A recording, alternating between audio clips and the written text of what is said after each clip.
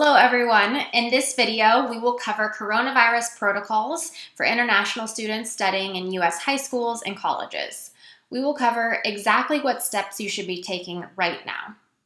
Since policies and protocols are changing on a daily basis, I encourage you to do extensive research before finalizing any plans. The first thing we'll go over in this video is the impact of school closure and travel policies. So, as you know, many private high schools in the U.S. have asked international students to return to their home countries. At this point, countries and cities have different quarantine policies. For example, there are currently no international flights landing in Beijing. So for students hoping to return to a city like Beijing, they will actually have to connect through a different city first. And even then, many are required to quarantine for 14 days with the exceptions of minors. So I would encourage you to look at the different policies in your home city and country before booking any travel plans. And while many schools currently have plans to reopen after spring break in April, we are anticipating that this may change. Now, we are by no means the authority on this at all, but based on the patterns we've seen in different states across the United States and in different countries around the world, we would expect schools to be closed a little bit later than April, most likely. And when figuring out whether or not to go home to your home country for spring break, we would encourage you as a student to speak with the International Student Office and ask a ton of questions. We want to make sure that you're taking advantage of all of the resources that your school has available to you during this very difficult time. So some of the questions I would encourage you to ask and write down in this meeting would be, when do you anticipate that school will start again? Will school resume in person this year, or will it be completely online?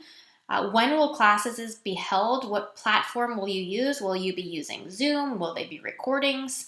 If I am an international student in a totally different time zone, how can I be expected to participate in class if it's the middle of the night for me? You should ask how these changes to the school being open or not will impact your F1 or your I-20 student status. These are all questions that you absolutely must have the answer to. You want to know if the school will maintain your F1 record for the remainder of the semester.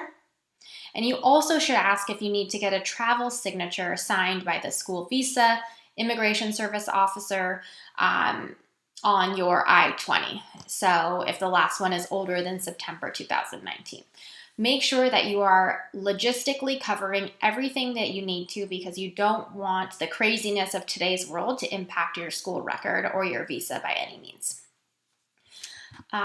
For all students, I would encourage you to try to get a sense of when your school plans to allow students back in person so that you can plan your trip and your flights accordingly, with the understanding that things may change as they have every day so far in recent months. Next, we'd like to talk about the impact of your departure on your F1 and I-20 visas. This is extremely important. So if you've taken classes this semester and will continue attending the online sessions, your school is supposed to maintain your F1 SEVIS record, as you are technically still an enrolled student this semester. So you should definitely double check that with your International Student Office to make sure that's the case. Next, if you are planning to stay outside of the U.S. for more than 5 months in this situation, you should also check on your status. So according to the Department of Homeland Security, the 5-month rule states that a student being away from classes or not in status for 5 months can result in their record being terminated from the Student and Exchange Visitor Information System. Now, theoretically, your school's switch to online classes should not change your status, as you're still enrolled and taking classes just in a different format. But again, you should verify this with your school and your International Student Office. I would imagine that they would be accommodating given the situation, but you just want to double check. You also want to look at the status of your F1 visa if you're out of the country for 5 months. So if your US visa expires before the start of the fall semester, you need to apply for a new F1 visa before the current one expires. If your last F1 visa, if your F1 visa lasts through 2020, then your school should keep your record active as you're still an enrolled student.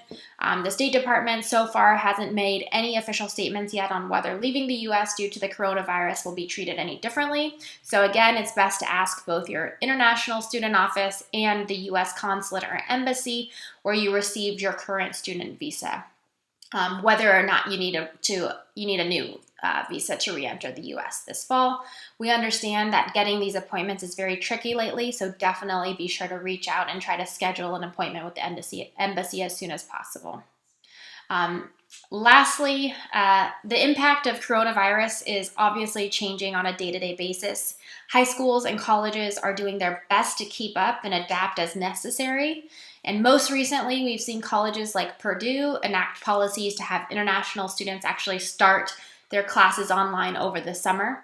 And as schools continue to update their policies, we will be sure to post regular updates on our blog and our YouTube channel to make sure you have all of the information you need to make your decisions accordingly. So for more information, take a second to subscribe to our channel or contact us to learn more. We hope that you're staying safe and well during these crazy times. Thanks for watching.